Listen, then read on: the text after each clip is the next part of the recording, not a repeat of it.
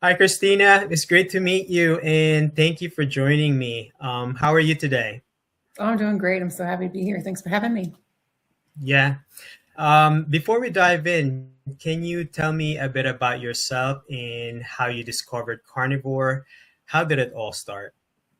Oh, I wasn't looking for it when I found it. Let's put it that way. I've always struggled with my own health and my own weight my entire life. I was overweight when I was a kid, struggled with asthma, endometriosis as a teenager that, developed into ovarian cysts in adulthood, and postpartum depression, and all the things were all happening and the weight was not coming off. And then, my kids weren't healthy either. So I was trying to help them get healthy too. And I kind of hit a wall after I had surgery in early 2020, and my mental health kind of crashed on me and my physical health crashed on me at the same time. And I felt like I was kind of at war. Who was going to win, whether it was my mental or physical health that was going to take me out first. And I committed to get myself some help. And I started working out and, taking care of myself and watch what I was eating and, eating, good whole grains and all of the good foods and all the vegetables and all the things. And I lost 80 pounds. Like, I worked my butt off. Like, I tried really hard and I did all things, but I had lost 80 pounds and I'm still super sick. And over the course of that weight loss journey in the 4 years, my daughter's health was deteriorating at the same time. And what started as ADHD and behavioral issues quickly unraveled our whole family apart. She just became a different child altogether. She went from behavioral issues to bipolar disorder and having hallucinations during her manic episodes over that period of time. It was a lengthy journey to get there. And it was a 6-year struggle to try to get her any help. And we had done all of the things that we were told to do. We went to all the experts we could go to, and she had spent 16 weeks at our children's hospital in their in-treatment program, trying to find her way around this and trying to find different ways to support her. And she came out of that without any real support to help her moving forward. And I just kept looking for anything that might be able to help her. And intuitively, as a mom, I was already not feeding her junk foods. On my own investigation, I had, looked into things like food dyes and whether they were affecting her, but everything was affecting her. So there was nothing I could pinpoint. And I've always loved food and loved cooking. So I always cooked my food from scratch, and I wasn't putting any of those things together. When you're making food at home, you don't associate the food at all. So I couldn't figure out what was not working. And no word of a lie, she had just spent 3 days post manic episode, and I was exhausted. And it was August of 2024. As after her doctors had decided that treatment's not working and we're not getting anywhere here, and let's just take a break and see what we can do. And it just kept getting worse during that break. And I had come across a message when I opened up my phone heading to bed that night that there was a press conference that Bobby Kennedy was having. And I said, I don't know why, but I need to watch this. And I had no idea what was going on in the world of politics, nor did I care, because my health was my concern. So was my daughter's. And I had no idea of any of the things that were happening politically about any of this. My husband laughed at me and he didn't understand why I wanted to watch this. I said, I don't know why either, but something tells me I have to. But he started talking about our kids and how sick they are and chronic disease epidemic. And I'm like, man, this is hitting home right now, right? So he was talking about Dr. Casey Means and Callie Means, and to watch their interview on Tucker Carlson, and to pick up their book, Good Energy. And I stayed up that night and started watching that interview, and it all kind of came together really quickly. And I threw out all of my groceries and I went to the farm, because I realized that, oh my goodness, even though I think I'm doing all of the right things, I'm still not. And we originally just switched to whole foods straight from the farm. 7 days later, she had to come off her afternoon medication. It was the first improvement we had seen in her in 6 years. And my night sweat stopped. My hot flashes stopped. All my aches and pains and my joints and everything had stopped. I had started losing weight again, where I was standing still. We're all sleeping better. I was like, there's a lot more to this than I ever thought. So I already love food, so I became obsessed. So I started looking further into different types of diets and this and that, and just kind of figuring out okay, what can we do with this? Is maybe there's a lot more possible here. And a month to the day after that, we found Dr. Palmer speaking with Dr. Casey Means at the Nutrition Roundtable they had there in Senate. And he talked about using the ketogenic diet. for helping his patients with schizophrenia and bipolar disorder. So I ordered his book before he was done talking, and we had a big emotional moment here in our house, hearing that, okay, we were committed. We knew as soon as we heard him say it that this was going to help in ways we never dreamed possible, but we never dreamed it would help the way that it did. So I upped her fats, I decreased her carbs, which at that point were just like sweet potatoes and a few like local potatoes, right? It wasn't much. And we detoxed. There's no other way to put it, because that's exactly what happened, because we got the last of the carbohydrate overload out of our systems. And day 3, she woke up, came running into our bedroom because she was so excited in the morning that all the noise inside her head that has been there making her feel crazy for so long wasn't there anymore.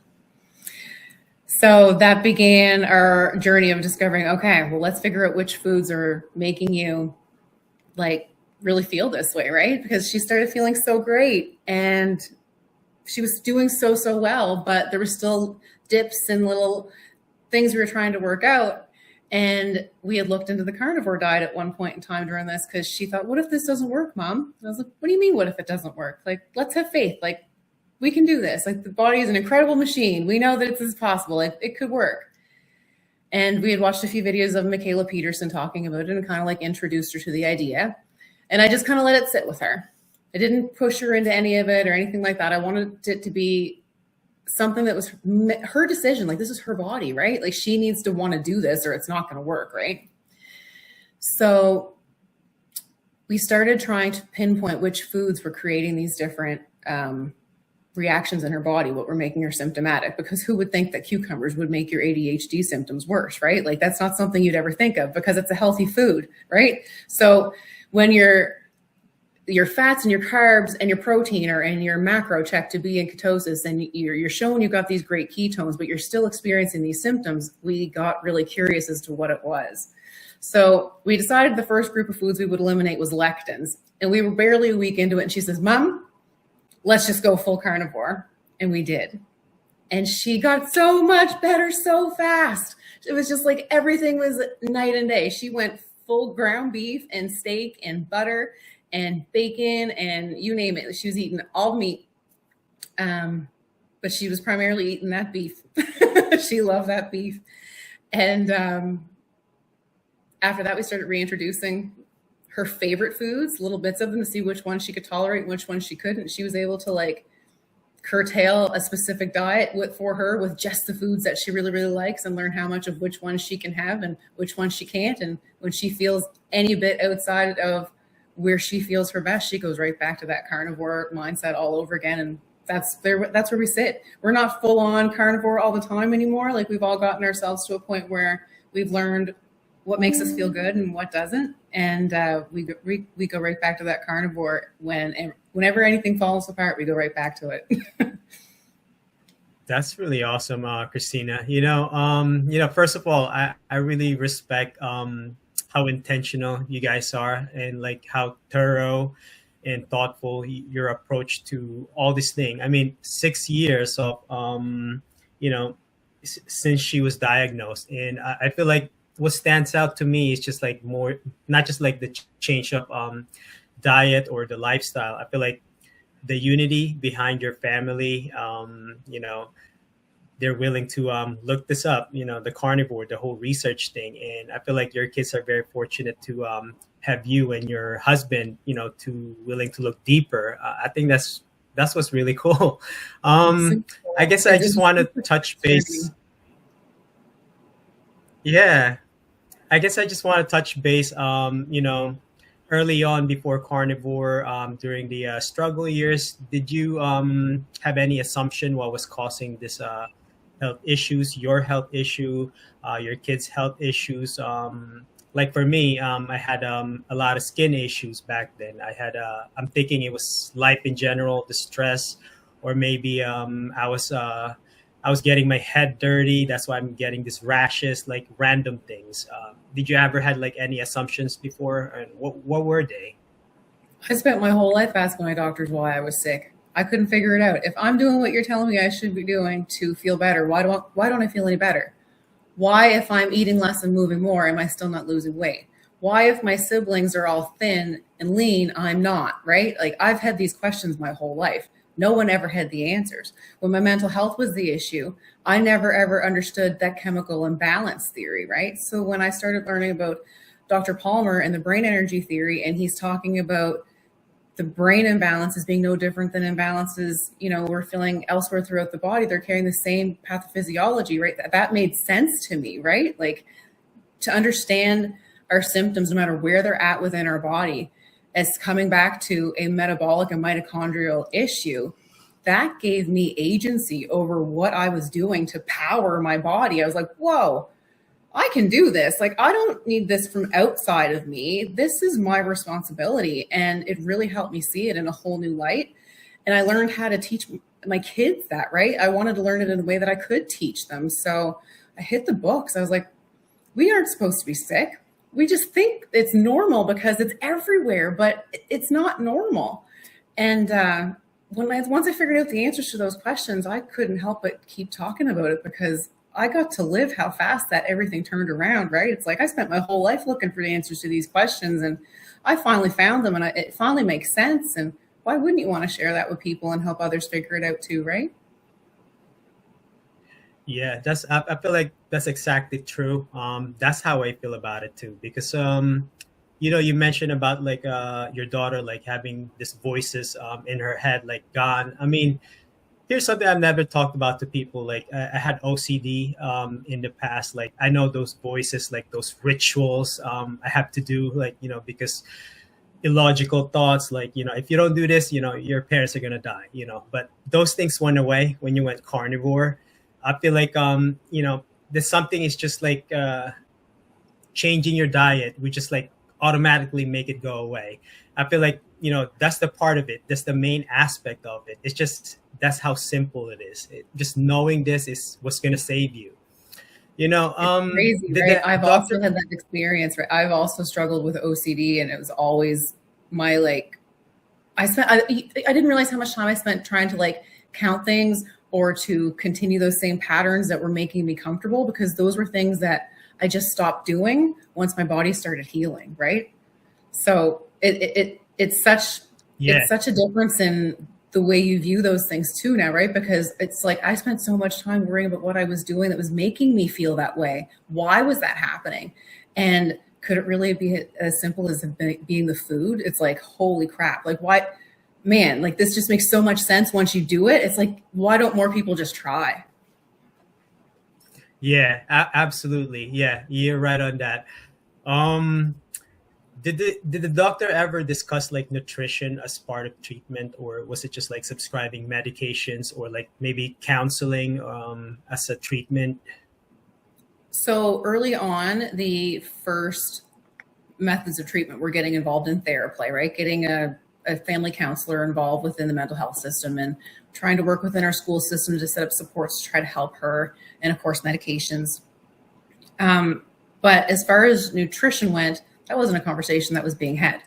But like I said, I've always loved food, and my kids weren't getting like store-bought treats sent to school, right? They weren't living in the ultra-processed world. They were living in the mom's making it at home world. So if they were having cinnamon rolls, they were getting my cinnamon rolls, right? Like I wasn't sending them with baked goods, and they're getting spaghetti sauce made from scratch. It's not like anyone was assuming I was feeding them poorly. So if diet came up in conversation, no doctor is going to look at me and tell me that I'm feeding my children a terrible diet, right? And when they did mention food dyes once upon a time in the conversation and different additives within food, there was no other actual conversation about it. It was just, have you heard or have you tried? And in my experience, I've already removed those things, right? Because I'm already eating that food at home. So I had already done that, right? I'd already tried that. But that was the only conversation that was ever had about it. And there was never any extra information about it. There was no focus on nutrition. And going through the system and doing all of the things that I did through the therapy and the in-treatment programs and the hospital stays and all of it, if I'd have known from day one that the nutrition would have been this impactful, I would have done it. Like if there was a system that could come together and say, this is how we're approaching this, I would have given anything to have this approach right away. And I know I could have spared her all of what she went through, because the more we did try to help her get better, the worse she continued to get. So my goal is to just talk about this all day long to anyone who wants to listen and help other kids from having to go through that, right? Like, let's stop this now. Like, our kids don't need to suffer. Let's come together and spread this message and get it out there. Yeah, I mean, I like your motivation now, pretty much, because right now, me personally, I'm really frustrated with the modern conventional approach, like, when it comes to nutrition, and I like spreading awareness when it comes to carnivore. But but I often sometimes think like my motivation, like in the past before finding carnivore, like I feel like I had none. I had to force it, just to survive life in general. What was your motivation like before carnivore? Was it something you had to force also, or just like survive life in general, get the kids like a good life, But I feel like so clueless right now and thinking back like, oh my God, I'm so dumb. Like, I was doing these things and just looking back at life, what was your motivation back then? My motivation was always my kids, right? When I got so sick, like I landed in the hospital at 243 pounds and I thought I was having a heart attack. I was scared I was going to die. And my daughter was already not well. And I was thinking to myself, what the hell am I going to do? Right? Like, this can't be it. And it was my kids that motivated me, right? Like in those moments when you feel like you can't do this for you, it's great to be able to do it for your kids. But I quickly realized that if I can't do this for me, I'll never be able to do it for them. Right. So they inspired me to show up for me. And that's not something that I picked up in therapy. That's something that I really just kind of had to come to terms with myself. They really do. They inspire me every day. And I knew that if she wasn't well, I couldn't show up for her in ways that she was going to need me to if I couldn't find ways to get myself well. And it really drove me to want to get myself on track, both physically and mentally. I got myself back into therapy and, started working out, and I did all of the things to get myself on track. And even those things kind of made me hit a wall, and I was not losing any weight and started gaining weight again. And menopause symptoms start creeping in and it all starts to go to hell. And my anxiety is back again. And it's like, what the hell? Like, I'm doing all the right freaking things. Like, this is not it. Right. And then that little girl of mine, here she is suffering the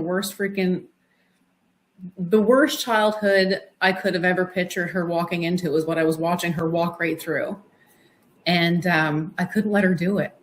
So what did I have to lose, man? I was like, you know what? Can I afford to throw out $1,500 worth of groceries and give this a try? No, but I have nothing to lose here right now. And we just committed to it as a family. We knew we couldn't sit with her and expect her to do it any differently than we were. And I was certainly not going to bring home any of that food anymore once I understood what it's built from and how we're built from food. And that's not what we should be made of. It wasn't coming home anymore. So yeah, my children, they've motivated me to do all of the things and to learn all of it. And I love that they wanted to learn it too, right? Like, because they're the next generation. They got to teach their kids this stuff too. So they've always been my motivation.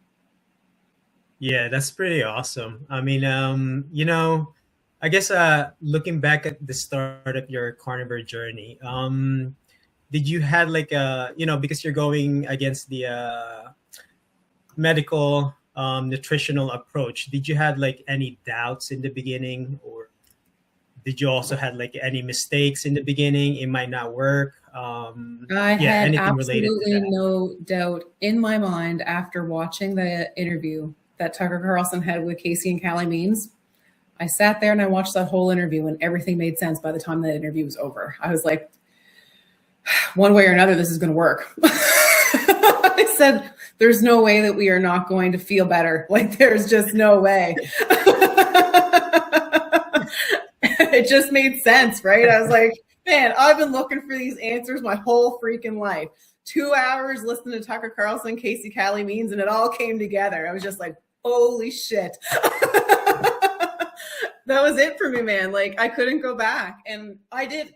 I got my kids to watch it too. Like, I watched it again. I even listened to it again on occasion when I'm feeling like, man, we're up against a lot here trying to get our food and better quality and grow better food and eat better food. Like, you're up against a lot when you're talking about these things. But I go back to that interview and I'm like, no, we've got to do this one way or another.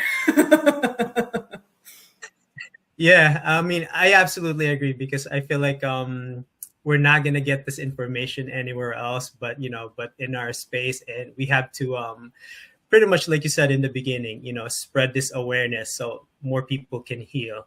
And I actually wanted to ask, what was your favorite food back then? And this might tie in, like if you have any mistake in the past, because also my assumption that was causing the health issue, like my skin, because I used to like fried chicken and fried foods and pasta, so that might be causing my skin issues. But it turned out it didn't when I cut them up. So it turns out it was just like the rice, carbohydrates. What was your favorite food before carnivore, and maybe your family's favorite food?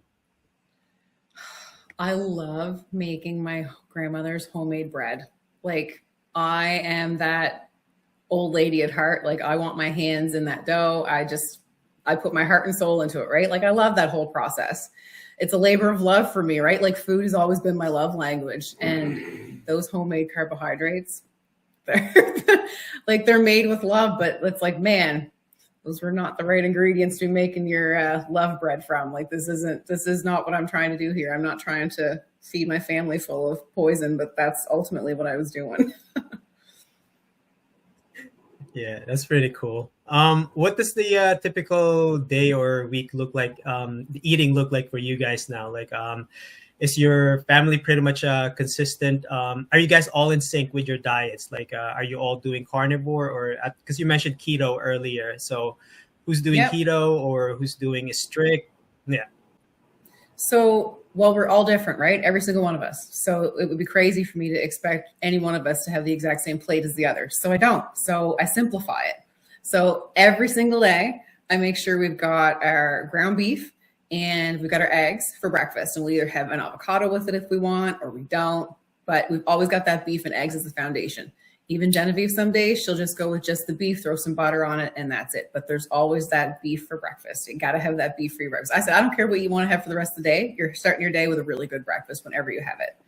So that's our consistent every day. And then we get around to supper time and we decide what we're having for our protein. And we have whatever else we're going to have with it, whether there's a little bit of sweet potato that I've roasted up that my son wants to have because he's heading out for basketball game or whatever's going on.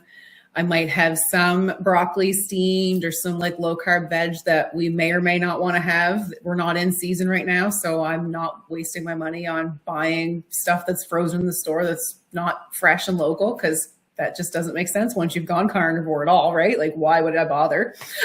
So if it's not fresh, it's not local, it's not in season, we just don't focus on it right now. So it's Canada and it's winter and there's snow on the ground. So we are primarily carnivore, a few fermented foods and some avocados. Like, there's not much else happening. And we just each have a varying version of it, right? Like, some of us feel better with higher fat. Some of us feel better with lower fat. Some of us want more protein. Some of us want the avocado, but it's not complicated, right? There's some nuts and seeds here and there. It's not like we're sitting down having these big complicated meals. It's just real food, primarily meat, very little else. And we feel great. Yeah. Yeah, that's pretty cool. I mean, I like how structured it is, like, for each individual in the family.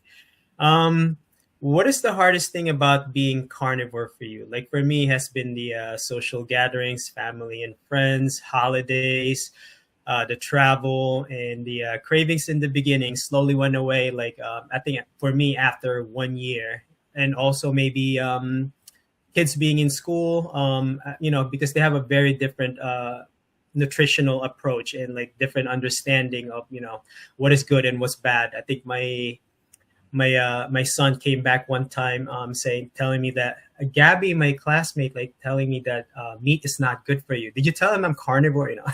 What's the hardest thing for you being carnivore? I thought that the hardest thing being carnivore would be trying to figure out how to structure her at school. When we had first started, like I had said, with ketogenic therapies in the beginning, she was coming home during the week, and her ketones weren't as high, and she was not in the best of moods, but on the weekends her ketones would be much higher and she'd feel much better. And I couldn't figure out what was going on because her diet was the same as far as I knew. But then I had found out that she was hungry at school and afraid to talk about the diet situation and what food she could and couldn't have, because she didn't want it to be a big deal. So they were giving her whole grain Cheerios at school, just a little bit, to just like hold her over. But it's good and it's okay because it's a diet and they're whole wheat, so it's got to be all right. And I was like, no, that's not all right. Like, that's not how this works. But she's a child too, right? That she's still got to learn these things herself. So I was like, man, how am I going to handle this? Like, I know full well that this is what's happening, right? So I said, okay, baby girl, I need you to just sit down and talk with me about this for a minute. I'll send you with all the food you want. You're eating meat and fat. You're not hungry. There's no reason for you to be hungry. I will send you with what you need. I know that they're yummy and I know that you love them, but if they're making you feel this way, wouldn't you like to see if not eating them makes you feel any better? Like, just try it for like 1 or 2 days and just see. And she agreed to try it. So Monday rolled around and she went back to school and she didn't have them. And she came home and she still felt great. So she looked at me. She's like, hey, Mom, it's bedtime. And she's still in a great mood. And she's like, I think I'm done with those Cheerios. So I was worried that once she stopped having even those, like, that little normalcy at school, that it would become more difficult, because she was doing really well. Once she got rid of those, I thought that last little bit of normalcy would become a problem, but it wasn't, because she felt so much better that she was willing to tell anybody that any of the foods they were asking her why she's not eating them, she will tell them that, well, they're complete poison. I'm not eating them. So she's just developed the whole mindset around it. She's associating those foods that she was eating with how they made her feel. And she full on calls them poison, as we all should. And outside of that, and worrying about how she would integrate with it, because like I said, that passion for her understanding what these foods are doing to her makes her very much willing to defend what her decisions, right? So I don't worry about her in school at all, but I didn't anticipate the changes in our relationships with other people, right? Like I didn't think that we would put our daughter into remission using nutritional therapies of any sort, and that it would get me labeled crazy or a conspiracy theorist or change my relationships with family and friends. But that's ultimately what happened. And I never, ever in a million years saw that coming. And it really shocked me that when we figured this out, that like more people wouldn't be more accepting to it. But I didn't see how impactful people's political views can be on the topic either, right? It's like, how in the hell did the conversation about food, the very thing we're made of, get so political? Like, why on earth can't we just feed each other all back to health and get all the government and the regulations and all the politics out of it and just put all that shit aside so that we can just come back together and do this for our kids and for our families and for each other? And that just made sense to me. And I couldn't understand for the life of me why saying that out loud was considered crazy. But here I am. Apparently that's exactly what it is. And that was the most difficult thing, because I didn't see it coming. And like, this is the most exciting thing I've ever done with my life, right? Like, I'm helping people around the world. I didn't think I'd get called crazy for it, but oh well. I don't care. Yeah. I mean, I agree. I feel like it's the same experience for me. People just think you're in the deep end, especially with family, or maybe they gaslight you, just saying like, "Oh, hey, I'm really glad you found something that worked for you." I feel like that's how they try to escape. Like, everybody says that too. It's like, I'm so glad you exactly. found something that worked for you, and it's like, let me break this down for you, because no one ever actually taught me this either. We are all built from food. You, me, the guy down the road, the guy across the world, we're all built from food. That is not any different, no matter where you are or who you come from. That is the same. It doesn't make any sense that we should be built with anything other than food that came straight out of the ground into the animal and into us. It doesn't make sense that food that's been fucked with should be going into our bodies. And when you put it to them in a way like that, it's like they agree with it. But then you put somebody with a political face or, a title on them, and they're saying it, and all of a sudden it becomes this big political, everybody's at each other's throats about it, or everybody's got their own beliefs about it, or everybody's got their own medical opinions about it. It's like, why can't we look at this like humans? Like, why does the science got to get in the way? Why do the politics got to get in the way? Like, humans have been walking this planet for a long time, long before medicine and science had to get involved and make us fight about all the details. Like, we've always been made from food. It doesn't make sense that it should be complicated food. It should be very simple. Yeah, I completely agree with that other point you just mentioned. I mean, I don't know. I guess like people, I mean, I've been trying to connect the dots with this thing too. I feel like, it's because what we've been feeding ourselves, like, for the longest, and that contributes to all the violence. But, because us carnivores, like we already found out about, that they've been lying to us about nutrition, about meat, especially, right? Like been villainizing the whole, eating meat is going to get you this, all kinds of heart disease or whatever. But, so that also just connecting the dots, could they be lying about, this is also like, because we're feeding ourselves like bad things. So it's going to cause us doing harm to younger people, causing this mass shootings, violence, so anything related to that. But yeah, I mean, I'm going to change the question a bit. If you had to describe the impact of carnivore in your life, what one word would you describe it, and tell me why? Transformative. It did. Like it transformed everything. It gave us the ability to see what the body's actually capable of. And it gave us the ability to understand that we were not actually damaged, that we were not actually doing anything wrong. We just didn't know we weren't doing it right. And it ultimately became a spiritual journey, right? Like you start becoming more connected to the world around you when your body's really cleaned out of all the toxins. And it gave my whole family this complete transformation of a house that lived in complete chaos and trying everything we could to enjoy just the little moments in between that chaos, to we're all living like our absolute best lives. We've changed our whole health outcomes. Like, my husband lost 70 pounds. I'm down over 100 pounds. My son's down 50. Genevieve's grown almost a foot in height. My son's feet shrank 2.5 sizes, and he no longer has plantar fasciitis. My husband, his GI issues, it's gone.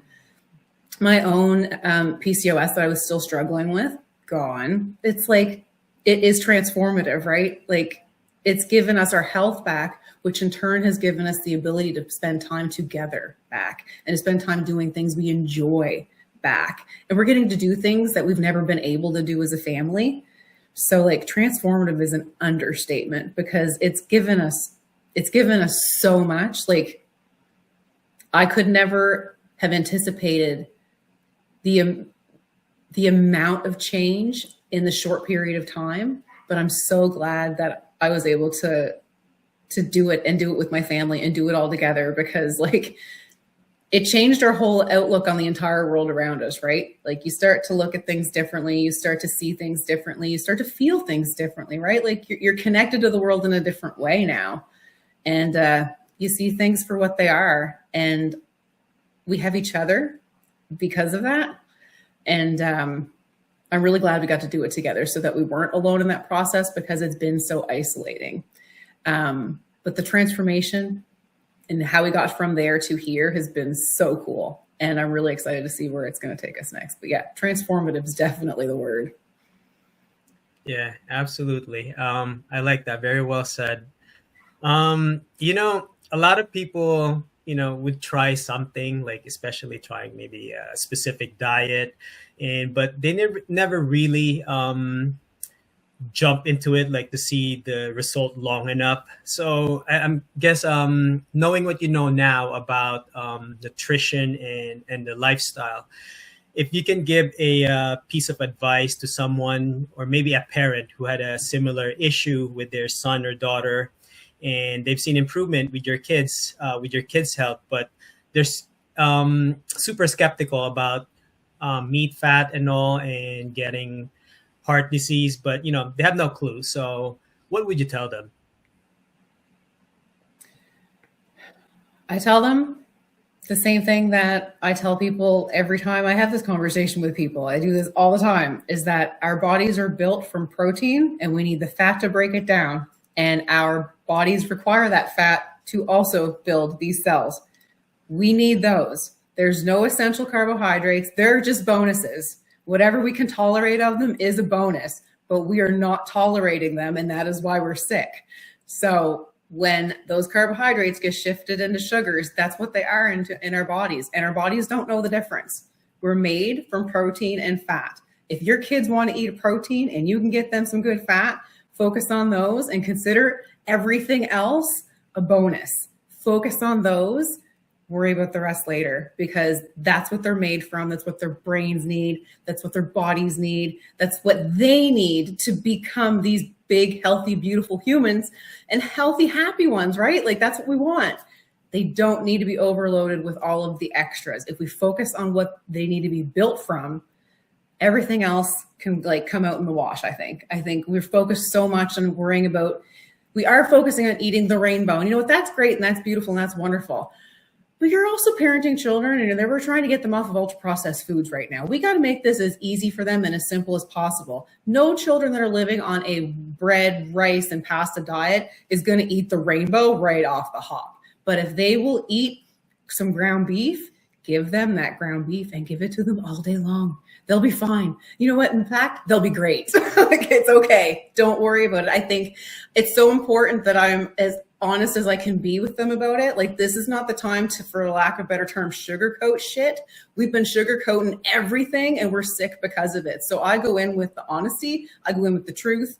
I tell them the things I've learned because I wish someone told me this stuff, right? Like, now that I know, I can do better. Now that I'm telling you, I'm hoping you can do better. Yeah, that's pretty awesome. I feel like your story and your perspective is going to give a lot of hope to parents. I just want to ask you about your future outlook. How do you see Carnivore maybe in the next 5 to 10 years? Do you see it in a positive light, meaning more people healing? And you mentioned early on, we should put politics aside and just like, because this is our health, the young generation's health. More people healing, more people want to learn about the community and what's actually the proper nutrition for the body. And at the same time, the negative side would be we'll probably get some censorship, some false information, maybe big pharma, meat prices going high. What are your thoughts? Well, I'm living in Canada where our health agencies are not even talking about this. They are telling us to ignore the health information coming out of the United States, that you guys are no longer reliable for health information. And I just look at that and I'm like, yeah, okay, well, I'm living. When Bobby Kennedy said in that press conference that there's a doctor at Harvard curing schizophrenia with a ketogenic diet and everybody was losing their ever-loving minds, Canada didn't report it anywhere in their media for like a couple of days, and there's just like an opinion piece somewhere. We weren't talking about it, but everybody's losing their minds. And I'm like, man, I'm living with all the evidence I need right now, right? Like, I got this on lock. Like, you fight about this all day long, right? We've got to get out of this mindset of like, well, this is just impossible. Like, why are we convinced that something's impossible? Why are we so convinced that there's not an opportunity to heal, right? Like, why are we so obsessed about what word we're using? Like, you can't say something might cure somebody, or you can't say that they might get better. Like, why can't we have hope? Why can't we spread that message? Why can't we let people know that, hey man, there's an option? Like, there's so much more hope right now for the future of the world of both mental and physical health, because those of us who have stepped outside of the medical complex that we've been stuck in for so long and have figured these things out in doing it. And we are willing to come together and help share this message and talk about this and share our lived experiences. We are the reason that this movement is going to move forward. I really feel that it's us in these grassroots movements talking about metabolic therapies and talking about using carnivore diets and talking about using nutrition to heal the body, heal the mind, heal ourselves, like heal each other, right? I really feel like It's us that's going to drive this movement forward. And it's us coming together knowing that we don't care where you stand politically on anything. We just care about you not being sick. I think we have to come together on those grounds. And I have to hope that we're going to, because I can't sit in sinisterness looking at all the things that are going so poorly in this world right now. Like, we know that there's horrific things going on. We need to come through this with light. Like, we've got to come together on all accounts of all things, right? Like, we've got to do something different. We've got to do something better. And I think that carnivore is very much a part of that, right? Because you're bringing the body back to this homeostasis, right? Where we're supposed to be, where things just start to make sense. Your health's in check, your mind's in check, you see things clearly. I mean, why wouldn't we want that for each other? So I really think that that energy about the conversations, that's got to have some kind of infectious ability behind it. Like, we've got to just keep spreading that message and spread those seeds. And I think that we are going to be that information base, right? Like, humans have always been that for each other. Before we had AI, before we had any of these technologies, we had the word of mouth. We had each other.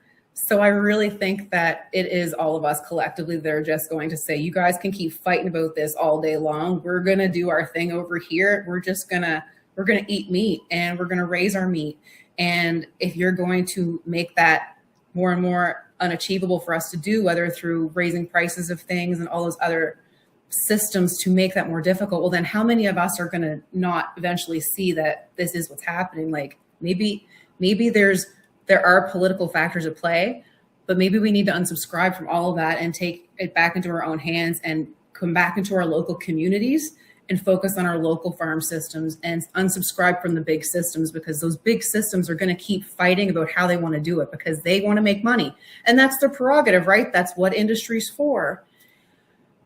But you and me and us everyday people, we don't care about how much money they are going to make from this. We care about the health of our families and the health of our children and how we feel in our own bodies. And we're going to get that from our local farms and our smaller, more sustainable farming communities closer to one another that we can do without chemicals. And we can go back to a simpler way of feeding our bodies instead of overloading them with ultra processed junk.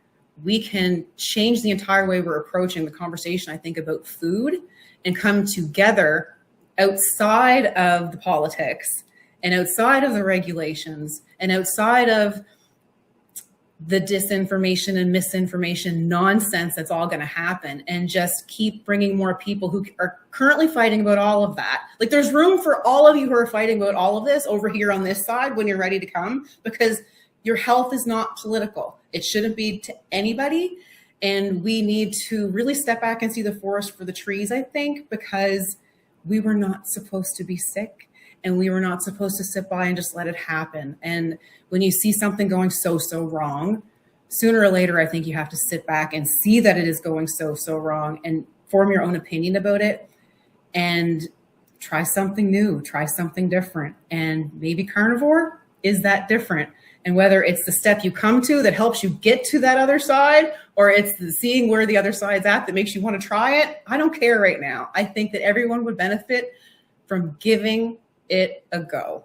We could all benefit from more steak and eggs right now. Like, my daughter has said that from day one of starting to feel so much better. She's like, Mom, this whole world will be a better place if we were all eating a little more steak and eggs. And that's where this Better Humans Project label came from, is that we would be better humans if we just ate more steak. And why wouldn't we be? Yeah, Kristina, I really like your outlook. I feel like so many points that I want to expand on, but overall, I like your message of, like, drop the political differences, because this is our health. This is the most important thing. How are we going to sustain everyone? If we can't drop this political differences, but anything for our health right now, I think would be the best ideal approach. Kristina, if people want to reach out or connect with you, where's the best place to reach you? So they can find me on Facebook or Instagram at the Better Humans Project, or also you can follow me on Facebook with my own name, Kristina Cook, and I'm on X as well with Kristina Cook. Excellent. I'm going to make sure to post that in the description so people can reach you. Kristina, thank you so much again for joining me. I really enjoyed hearing your story, your perspective, and learning about your family carnivore journey. I appreciate you taking the time to share. Thank you. Thanks for having me. I appreciate it.